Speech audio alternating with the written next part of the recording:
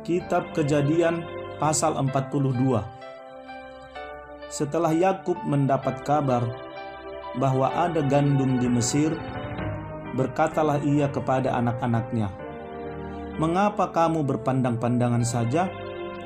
Lagi katanya, "Telah kudengar bahwa ada gandum di Mesir. Pergilah ke sana dan belilah gandum di sana untuk kita, supaya kita tetap hidup dan jangan mati." Lalu pergilah 10 orang saudara Yusuf untuk membeli gandum di Mesir. Tetapi Yakub tidak membiarkan Benyamin, adik Yusuf, pergi bersama-sama dengan saudara-saudaranya, sebab pikirnya, jangan-jangan ia ditimpa kecelakaan nanti. Jadi di antara orang yang datang membeli gandum, terdapatlah juga anak-anak Israel, sebab ada kelaparan di tanah Kanaan. Sementara itu, Yusuf telah menjadi mangku bumi di negeri itu. Dialah yang menjual gandum kepada seluruh rakyat negeri itu. Jadi, ketika saudara-saudara Yusuf datang, kepadanya lah mereka menghadap dan sujud dengan mukanya sampai ke tanah. Ketika Yusuf melihat saudara-saudaranya, segeralah mereka dikenalnya. Tetapi ia berlaku seolah-olah ia seorang asing kepada mereka. Ia menegur mereka dengan membentak, katanya, "Dari mana kamu?" Jawab mereka, "Dari tanah Kanaan untuk membeli bahan makanan." Memang Yusuf mengenal saudara-saudaranya itu, tetapi dia tidak dikenal mereka. Lalu teringatlah Yusuf akan mimpi-mimpinya tentang mereka. Berkatalah ia kepada mereka, "Kamu ini pengintai. Kamu datang untuk melihat-lihat di mana negeri ini tidak dijaga." Tetapi jawab mereka, "Tidak, tuanku. Hanyalah untuk membeli bahan makanan hamba-hambamu ini datang. Kami ini sekalian anak dari satu ayah. Kami ini orang jujur. Hamba-hambamu ini bukanlah pengintai."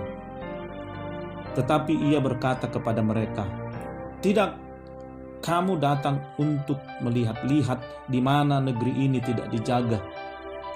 Lalu jawab mereka, "Hamba-hambamu ini 12 orang.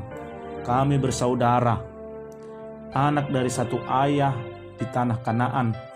Tetapi yang bungsu sekarang ada pada ayah kami, dan seorang sudah tidak ada lagi."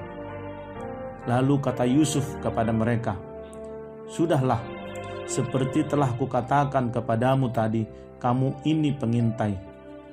Dalam hal ini juga kamu harus diuji.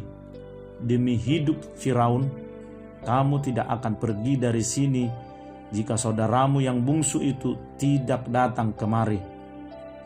Suruhlah seorang daripadamu untuk menjemput adikmu itu, tetapi kamu ini harus tinggal terkurung di sini. Dengan demikian perkataanmu dapat diuji apakah benar, dan jika tidak, demi hidup Firaun, sungguh-sungguhlah kamu ini pengintai." Dan dimasukkannya lah mereka bersama-sama ke dalam tahanan 3 hari lamanya. Pada hari yang ketiga berkatalah Yusuf kepada mereka, "Buatlah begini, maka kamu akan tetap hidup. Aku takut akan Allah. Jika kamu orang jujur, biarkanlah dari kamu bersaudara tinggal seorang terkurung dalam rumah tahanan. Tetapi pergilah kamu, bawalah gandum untuk meredakan lapar seisi rumahmu. Tetapi saudaramu yang bungsu itu haruslah kamu bawa kepadaku, supaya perkataanmu itu ternyata benar dan kamu jangan mati." Demikianlah diperbuat mereka. Mereka berkata seorang kepada yang lain, "Betul-betullah kita menanggung akibat dosa kita terhadap adik kita itu. Bukankah kita melihat bagaimana sesak hatinya ketika ia memohon belas kasihan kepada kita, tetapi kita tidak mendengarkan permohonannya. Itulah sebabnya kesesakan ini menimpa kita. Lalu Ruben menjawab mereka, "Bukankah dahulu kukatakan kepadamu, janganlah kamu berbuat dosa terhadap anak itu? Tetapi kamu tidak mendengarkan perkataanku. Sekarang darahnya dituntut daripada kita." Tetapi mereka tidak tahu bahwa Yusuf mengerti perkataan mereka, sebab mereka memakai seorang juru bahasa. Maka Yusuf mengundurkan diri dari mereka lalu menangis. Kemudian ia kembali kepada mereka dan berkata-kata dengan mereka. Ia mengambil Simeon dari antara mereka, lalu disuruh belenggu di depan mata mereka. Sesudah itu Yusuf memerintahkan bahwa tempat gandum mereka akan diisi dengan gandum dan bahwa uang mereka masing-masing akan dikembalikan ke dalam karungnya, serta bekal mereka di jalan akan diberikan kepada mereka. Demikianlah dilakukan orang kepada mereka itu. Sesudah itu mereka pun memuat gandum itu ke atas keledai mereka, lalu berangkat dari situ. Ketika seorang membuka karungnya untuk memberi makan keledainya di tempat bermalam, dilihatnya lah uangnya ada di dalam mulut karungnya. Katanya kepada saudara-saudaranya, "Uangku dikembalikan. Lihat, ada dalam karungku." Lalu hati mereka menjadi tawar dan mereka berpandang-pandangan dengan gemetar serta berkata, "Apakah juga yang diperbuat Allah terhadap kita?"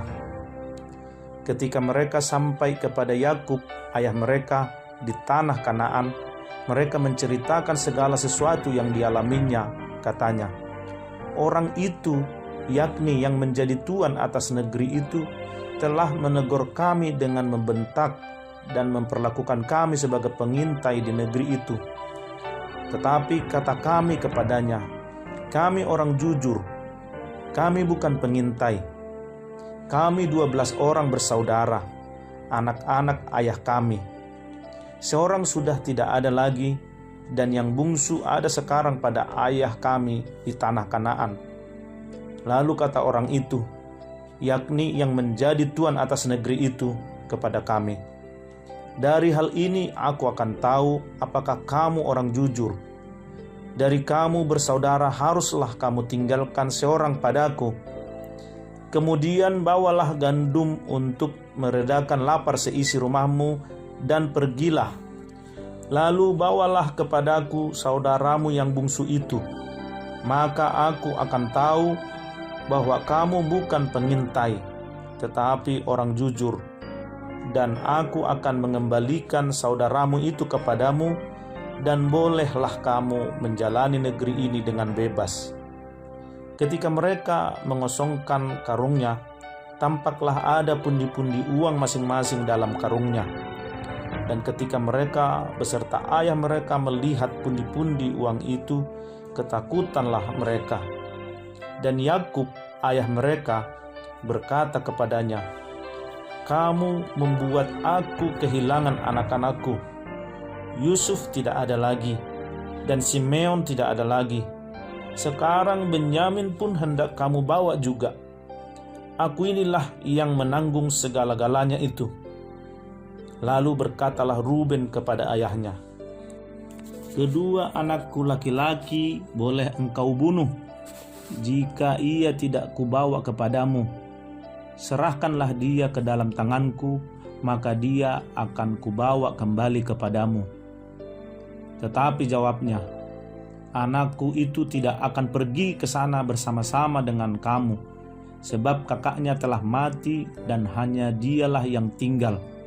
Jika dia ditimpa kecelakaan di jalan yang akan kamu tempuh, maka tentulah kamu akan menyebabkan aku yang ubanan ini turun ke dunia orang mati karena duka cita.